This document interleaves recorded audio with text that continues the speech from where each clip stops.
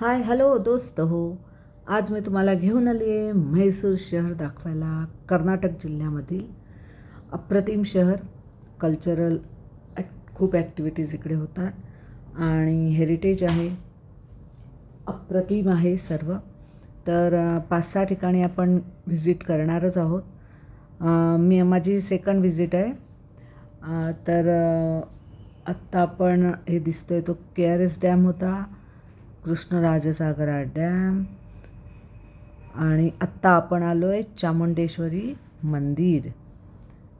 अप्रतिम मंदिर आहे आणि ती मूर्ती आहे चामुंडेश्वरी देवीची, ती पूर्ण सोन्याची आहे आणि स्वच्छता अप्रतिम आहेच. आणि हे बघा त्याचं गोपूर. आणि आतमध्ये व्हिडिओग्राफी अलाउड नाही आहे, पण मी तुम्हाला दरवाजापर्यंत दाखवते आहे. दरवाजे पण इतके सुंदर आहेत, पण गर्दी भरपूर, 2 तास लाईन नक्कीच. पण अप्रतिम नजारा, अप्रतिम दर्शन आणि छान वाटलं.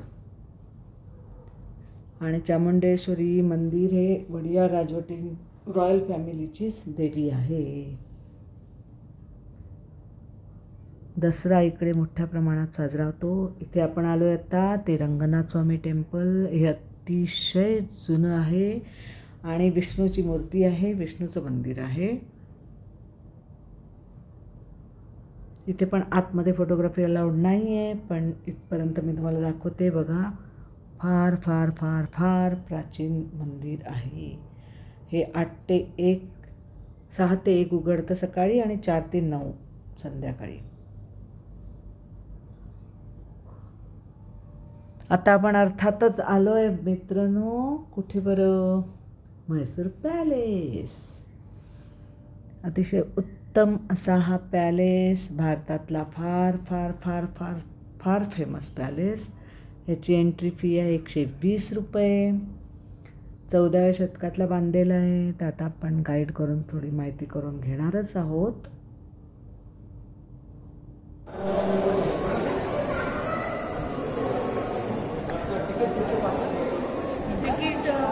बारे में मैं अंदर बताने वाला हूँ। ओके ओके इसका असली नाम है अम्बा विलास। यस. ये महल बनने से पहले इस जगह में एक लकड़ी का महल था। 1799 में 22वें राजा की राज्याभिषेक के लिए महल बनाया गया था 1799 में। 97 ईयर्स के बाद उसी राजा की पोती की शादी में अचानक कैंडलस्टाइन गिरने की वजह से पूरा लकड़ी का महल जलकर राख हो जाती है। एक गणेश का मंदिर बच गया। वो गणेश का जो मूर्ति है उसकी फूल भी जला नहीं, इसलिए मूर्ति वो विंडो के अंदर है, जो मैं विंडो दिखा है ना उसके अंदर है, जो हर सुबह पूजा होने के बाद पैलेस ओपन होती है। और उसी जगह में ये महल बनाने के लिए 15 साल लगे। एक वो लाल कलर का ड्यूम इस्लामिक स्टाइल है, विंडोज है राजस्थानी स्टाइल, बीच का जो आर्च है गुरुद्वारा को इंडिकेट करता है, अंदरूनी हिस्सा हिंदू वास्तु शास्त्र के अनुसार जो भी गोल्ड कलर का पेंटिंग दिख रहा है ना, सोने को पिघलाकर पेंट किया गया। महल के ऊपर कैंपस के अंदर 97,200 इलेक्ट्रिकल बल्ब्स है। 1 घंटे को जलाने के लिए 93,000 रुपीज़ बिल आती है। अभी ये स्टेट गवर्नमेंट मेंटेन कर रहा है, इसलिए आप और हमको आसान है। 120 रुपये टिकट में आ रहे हैं। राजा के कंट्रोल में होता है, जैसा फॉरेनर्स के लिए 1000 रुपीज़ एंट्री है। हमारे दसरे के टाइम पर 26 हाथियों की डेकोरेशन होती है। 26वें हाथी के ऊपर सोने का पालकी रखकर चामुंडेश्वरी की मूर्ति को रखते ही 21 बार सलामी दिया जाता है। ये साउंड आपको 9 किलोमीटर दूर तक सुनाई देती है। तो उसका कैनन साउंड सुनना चाहते हैं तो यूट्यूब में मैसूर दसरा फेस्टिवल कैनन्स करके डालेगा, तो कैनन साउंड आपको सुनाई देगा। इसी कैनन्स को सोड ऑफ टिपू सुल्तान सीरियल में भी इस्तेमाल किया गया। केमिकल स्प्रे कर कर लकड़ी के ऊपर स्टिच किया गया। गले के नीचे स्टिचेस देख सकते हैं। आईज रियल नहीं है, मार्बल है, दंत लकड़ी का। इसी हाथी का दंत कॉर्नर में रखा हुआ है। तर दोस्त हो, हे आहे बेंगलोरवरून 150 किलोमीटरवर आहे आणि इथून एक्झॅक्टली 13 किलोमीटरवर चामुंडेश्वरी मंदिर आहे, जे आपण आत्ता बघितली. 2 किलोमीटरवर फिलोमिना चर्च आहे, जाण्याचा मानस आहे. आणि 20 किलोमीटरवर वृंदावन गार्डन आहे, तिथेही आपल्या जाण्याचा मानस आहे. 2 दिवसाची टूर आहे. 2 दिवसात हे होऊ शकते. 5-6 प्लेसेस आहेत ह्या पॅलेसवर. लाईटिंग अप्रतिम असायचं रात्रीचं. ते आत्ता फक्त संडे आणि पब्लिक हॉलिडेजच्या दिवशीच होतं, एरवी ते बंद असतं. हे राणी महाराणी आहेत आणि त्यांचे फॅमिली फोटोग्राफ्स आणि राजपुत्राचा फोटो आहे हा. वडियार राजवट.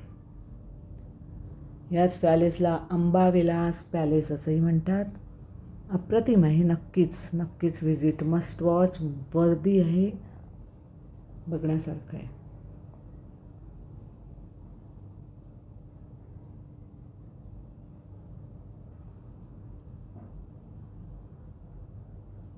दसरा सण साजरा होतो. हा आहे आखाडा त्यावेळेचा आणि हे 2 आहेत त्या सिव्हिणी आहेत. इथे सिव्हन आहे तर सिव्हिणींचं प्रतीक ठेवलेलं आहे. हा कुस्तीचा आखाडा आहे. ह्या राजाच्या काळातल्या त्यांची आसनं आहेत. ब्रिटिश कुठे बसायचे वगैरे ते असं त्यांची आसनं ठरलेली आहेत.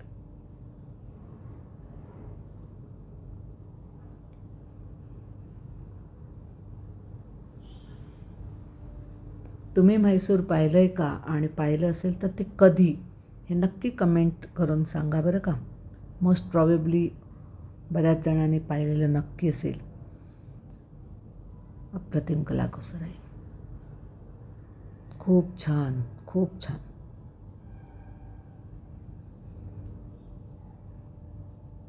इथून आपण जाणार आहोत वृंदावन गार्डन, जे मला वाटतं लास्ट व्हिजिटपेक्षा आत्ताच्या व्हिजिटला मला 50% आनंद घेता आला.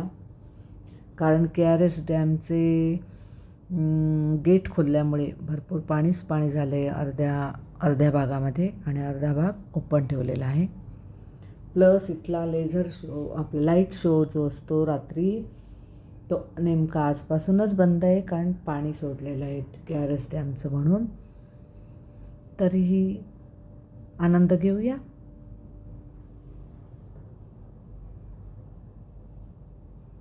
वृंदावन गार्डन आहे त्याच KRS म्हणजे कृष्णराजसागरा डॅम धरण, जे कावेरी नदीवर बांधलं आहे त्याच्या अगदीच बाजूला हे आहे. इथे कार्ट सिस्टीम पण आहे, चालू नाही शकलात तर. पण आता अगदीच अर्धाच भाग ओपन असल्यामुळे एवढं काही चालण्यासारखं नव्हतं. आणि फुलांची बाग जी आम्ही गेल्यावेळी पाहिलेली त्याच्यापेक्षा खूप कमी आहे.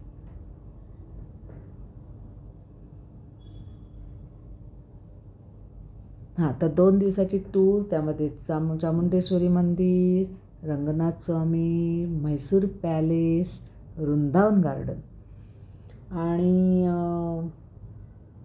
म्हैसूर झू बघण्याचा विचार आहे. फिलोमिना चर्च बघण्याचा विचार आहे. आता बघू कसं होतं. पण सर्व वर्थ वॉचिंग आहे. नक्की आलं पाहिजे, नक्की पाहिलं पाहिजे. अप्रतिम सिटी आहे.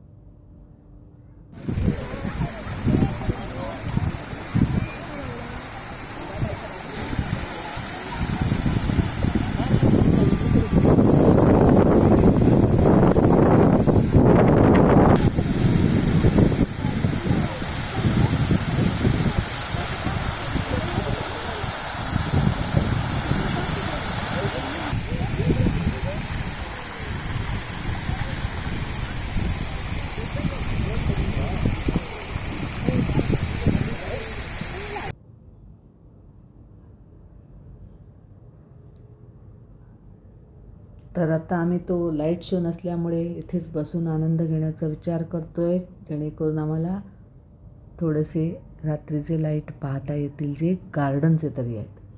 हे बघा, हे ते पाणी सोडलेलं आहे पूर्ण आणि त्याच्यामुळे तो लाईट शो तिकडे असतो समोर, तो बंद आहे.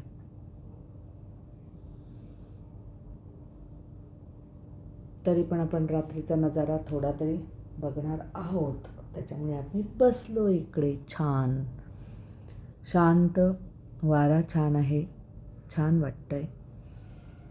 तर दोस्त हो, तुम्हाला हे व्हिडिओ कसे वाटतात, आवडले तर लाईक करा, सबस्क्राईब करा कमेंट नक्की करा आणि तुम्ही म्हैसूरला कधी आला होता ते मात्र नक्की कमेंट करून कळवा बरं का. हे समोर जे दिसतंय ना व्हाईट ते आहे रॉयल ऑर्किड हॉटेल. ह्या लाईटमध्ये पण छान वाटत होतं वृंदावन गार्डन.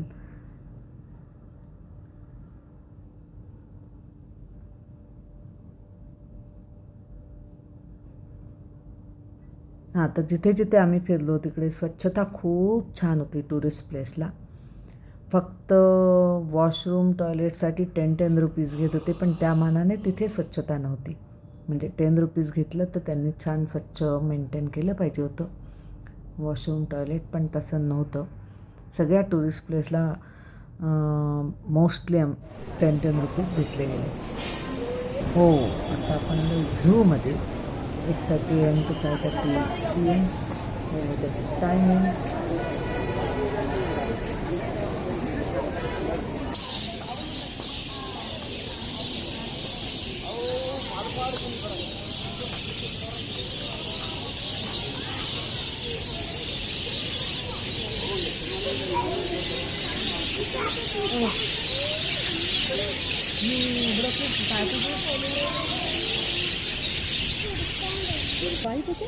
हाँ चलो चलते हैं दूसरा देखना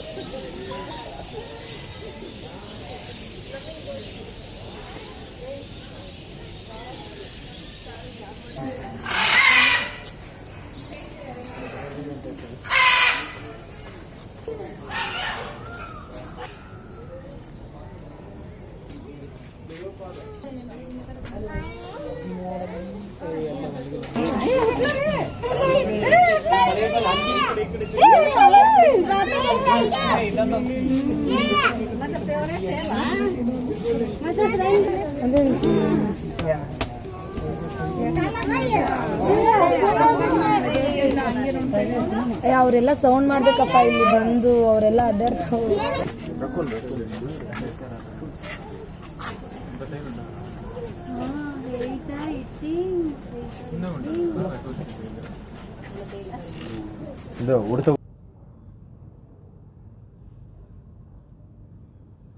हे म्हैसूर प्राणी संग्रहालय म्हणजे झू मंगळवारी बंद असतं आणि 100 रुपये तिकीट आहे. आणि पूर्ण एरिया चालण्यासाठी म्हणजे टोटल अंतर आहे 3 किलोमीटर. पण तुम्हाला इथे कार्ट मिळतं आणि कार्ट घेऊन पण तुम्ही फिरू शकता. आणि स्वच्छता खूप आहे इथे आतमध्ये, कारण आपण प्रत्येक वेळी बघतोच की प्राणी संग्रहालयामध्ये गेलो की एक प्रकारचा टिपिकल वास असतो. इथे तसं काहीही नाही. पूर्ण रोड पण क्लीन आणि पूर्ण छान सुरेख मेंटेन केलेलं आहे. पण तरीही माझ्या गेल्या व्हिजिटपेक्षा मला वृंदावन गार्डन आणि म्हैसूर झू या दोन्हीमध्ये तेवढी मजा वाटली नाही जेवढी लास्ट टाईम वाटलेली. आणि आता बघू, फिलोमिना चर्च पण जायचा आमचा मानस आहे. तो 1936 साली बांधलेला आहे. थोडं 5 मिनिट तरी जाऊन यायचं आहेच. तर तुम्हाला कशी वाटली ही टूर आमची ते पण कळवा. आणि काही सजेशन असलं तरीही नक्की कळवा दोस्तो. इथे विविध प्राणी आहेत म्हैसूर झूमध्ये. चिता, नंतर पक्ष्यांचा चिवचिवाट तुम्ही ऐकलाच असेल. आतमध्ये आल्याबरोबरच आपलं स्वागत त्या पक्ष्यांच्या चिवचिवाटानेच झालेलं आहे. आणि झेब्रा आहे, जिराफ आहे आणि गवा, हत्ती असे विविध प्राणी, विविध पक्षी आणि सर्पांच्या जाती पण, विविध सर्पाच्या जाती इथे आहेत. छान आहे, पण गेल्या वेळेपेक्षा थोडं कमी छान आहे. म्हणजे तो आनंद मिळू शकला नाही, एवढंच, बाकी काही नाही. आणि मुलांसाठी मात्र नक्की पर्वणी आहे. असं हे कारंजा पण आहे इकडे मध्ये, फोटोग्राफी करू शकतो आपण छान.